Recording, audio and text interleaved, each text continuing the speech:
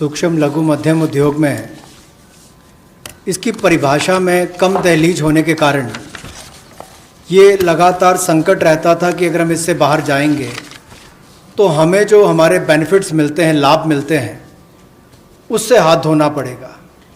और यही कारण था कि हमारे कुटीर सूक्ष्म लघु उद्योग कभी बड़ा बनने का सपना नहीं देखते थे, और सपना देखते भी थे तो ये जो सीमा इसके लिए रखी गई थी, कम दहलीज थी, इसके कारण ये बड़े नहीं हो पाते थे।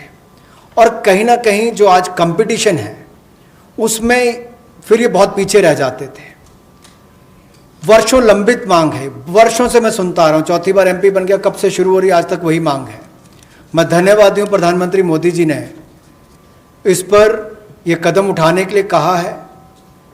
और जो पहले क्राइटेरिया था कि मैन्युफैक्चरिंग यूनिट जो है वो 25 लाख से कम इन्वेस्टमेंट की होगी तो माइक्रो में आएगा, और सर्विस एंटरप्राइजेज जो थी वो 10 लाख तक की अगर उसने इन्वेस्टमेंट की होगी तो माइक्रो में आएगा।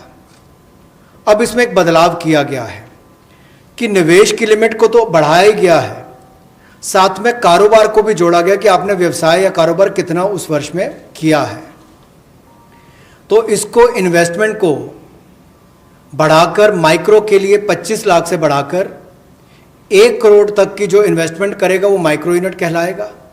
और ये मैन्युफैक्चरिंग और सर्विसेज दोनों के लिए एक ही क्राइटेरिया रहेगा, तो सर्विस सेक्टर को भी माइक्रो में आने का लाभ मिला है।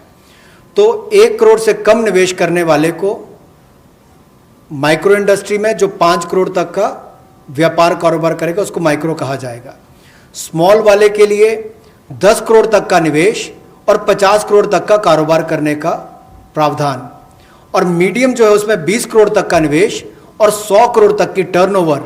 तो आप कल्पना कीजिए कि कल तक जो शायद मीडियम वाले के लिए आता था वो आज आपके स्मॉल वाले के लिए भी उससे बेहतर ऑप्शंस आकर खड़ी हो गई।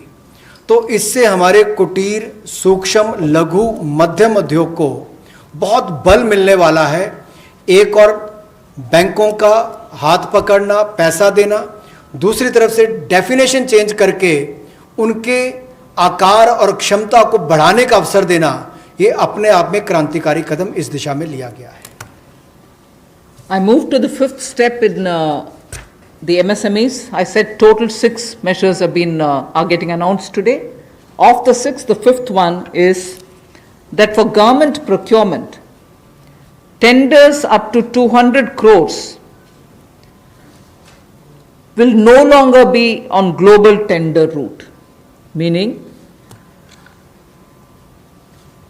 global tenders will be disallowed in government procurement for tenders up to 200 crores. Why is this being done? Majority of the MSMEs in India were unable to supply those big mother units, as you may call, big, large companies, who they were serving all the while. Suddenly the conditions became, based on the global tenders, unmatchable by our MSMEs.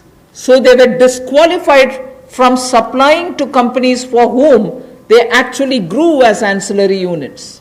As a result, many of our MSMEs were not anymore able to participate in supplying products to many of these large units. So by bringing this condition now, we are saying for global tenders worth 200 crores or less, particularly for government procurement, they need not be global tenders at all. So this will make MSMEs do their business with a lot more confidence and carry on with it.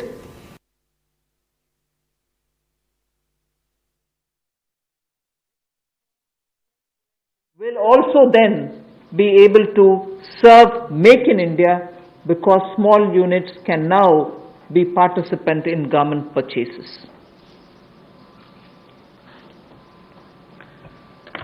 पिछली 2 slides में भी आपने देखा होगा कि कुटीर सूक्ष्म लघु मध्यम उद्योग के लिए कोलेटरल फ्री और कोई नई गारंटी दिए बिना एक और से ऋण उपलब्ध करवाना, उसके अलावा जो बाकी कदम उठाए गए और उनकी परिभाषा बदलने का काम भी किया गया, तो ये कदम उससे एक और स्तर ऊपर है कि ये सब बदलने के बाद उनको कामकाज जब मिले तो कंपटीशन में कहीं ना कहीं अनफेयरनेस जो होती थी उसमें हमारे लोकल उद्योग वो पीछे रह जाते थे। तो लोकल को बल, लोकल से ग्लोबल तक जाने की बात जो कल तक प्रधानमंत्री जी ने कही, उसी दिशा में एक ये कदम है। लोकल के लिए वोकल भी, लोकल को बल भी, लोकल से ग्लोबल भी। तो ये इसीलिए ग्लोबल टेंडर्स जो हैं ये 200 करोड़ तक से कम वाले जो हैं इसमें, यानी कि 200 करोड़ से कम वाले में ग्लोबल टेंडर्स नहीं होंगे।